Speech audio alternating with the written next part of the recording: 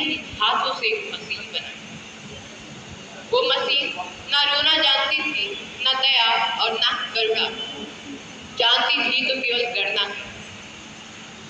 परंतु सुरक्षा के नाम की उस मशीन ने मासूमों को लक्ष्य बनाया, माँ की पुकार को डेटा समझा और इंसानियत को इनपुट आउटपुट में बदला।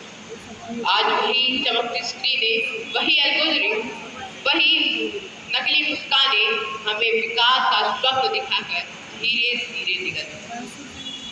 मैं सुप्रीत राम त्रिपाठी प्रस्तुत हूँ आप सभी के समक्ष एआई मानव हित में है इस विषय के मंच। महोदय, कल्पना कीजिए कि कल सुबह आप उठे और आपका चेहरा, आपकी यादें, आपकी भावनाएं सब कोड में परिवर्तित हो चुकी। कल्पना कीजिए कि कल सुबह आप उठे और एक मशीन तय करे कि कौन जिएगा और कौन सदैव के लिए खामोशी में दफन हो जाए। ये तो भविष्य की बातें हैं, वर्तमान के परिप्रेक्ष्य में बात करते हैं। एक स्वचालित वाहन ने सड़क पर खड़ी एक महिला को कुचलकर मौत दे दी। जब विज्ञान ने निरपेक्ष निर्णय की बात की तो निर्दोषों की रूहें शून्य में गिनी गई। यह कोई तकनीकी दिक्कत नहीं थी, यह कोई तकनीकी गलती नहीं थी, बल्कि चेतावनी थी। यदि एआई निर्णय करेगा तो दया और ममता का कोई लेखा जोखा नहीं। महोदय, चेहरा पहचानने वाली एआई, जिसको फेस रिकॉग्निशन कहते हैं, उसने रंग और लिंग के आधार पर निर्दोषों को दोषित साबित कर दिया और ये निर्दोषों को दोषित साबित करना एक जातीय और सामाजिक अन्याय का मशीनीकरण। महोदय, लोग बात करते हैं कि गूगल मैप या फिर एआई मैप नेविगेशन, तो मैं आपको बता दूं कि वही एआई मैप नेविगेशन है जिसने एक पूरे परिवार को पुल से नीचे गिरा दिया। ये घटना इसी वर्ष की है जब एक परिवार कार में सवार होकर रात को गूगल मैप के थ्रू कहीं जा रहा था तो गूगल मैप ने टूटे हुए पुल का रास्ता दिखाया। इसके अलावा हम जानते हैं कि एआई फोटो जनरेट कर सकता है, उसके पास लेकिन भ्रष्ट और भयंकर खतरनाक। अमेरिकी शोध में पाया गया कि एआई ने आर्टिफिशियल इंटेलिजेंस से हिंसात्मक छवियां बनाई। स्कूल के बच्चों के चेहरे असुरक्षित फोटो में बदल दिए गए। महोदय, ये सब एआई के लाभ परंतु इससे हानियां।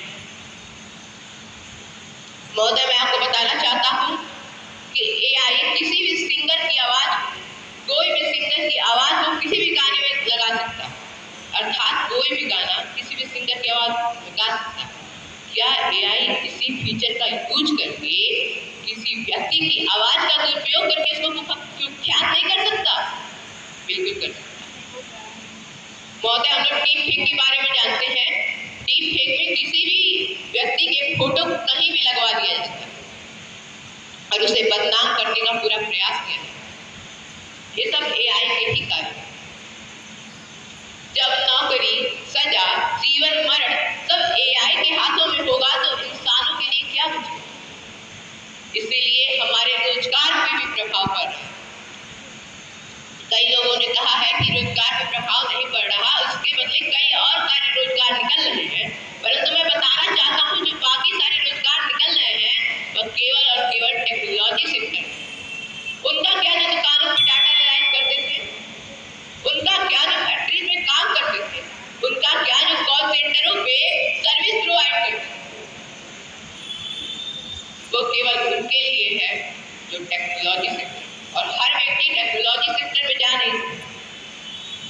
और हमको लगता है कि कुछ समय में वो नौकरियां भी खत्म हो जाएंगी, क्योंकि एआई खुद भी कोड जनरेट कर सकता है, खुद भी एक नया एआई बना सकता है। तो क्यों किसी मनुष्य की जरूरत है? एआई जब अपने आप को ऑटोमेट कर सकता है, जब वो कार ऑटोमेट कर सकता है तो अपने आप को ऑटोमेट क्यों नहीं कर सकता? तो महोदय, रोजगार पे भी बहुत गहरा प्रभाव है। इसके अलावा लोग कहते हैं कि शिक्षा के क्षेत्र में भी एआई ने कार्य किया। हाँ, मैं मानता हूँ कार्य किया, लेकिन वह कार्य एक तरह से बच्चों के रचनात्मक मस्तिष्क की हत्या कर रहा है। यदि बच्चों का असाइनमेंट एआई करेगा, बच्चों का प्रोजेक्ट एआई करेगा, तो बच्चे के मस्तिष्क कहाँ लगाए? बच्चे आलसी होंगे और वही बच्चे आगे चल के युवा बने और वो युवा भी एआई के पराधीन। और तुलसीदास जी ने कहा हुआ है कि पराधीन सपने सुख नाही, अर्थात पराधीन व्यक्ति का सपने में भी सुख नहीं। महोदय, मैं बताना चाहता हूँ कि जितना एआई लाभ देता है दो गुना नुकसान नहीं करेगा, परंतु वो नुकसान आज वह नुकसान अगले साल उसके अगले साल, क्योंकि यह धीमा। महोदय, मैं आपको बताना चाहता हूँ कि एआई ऑटोमेट कार्य चलाता है, स्वचालित कार्य एआई चलाता है।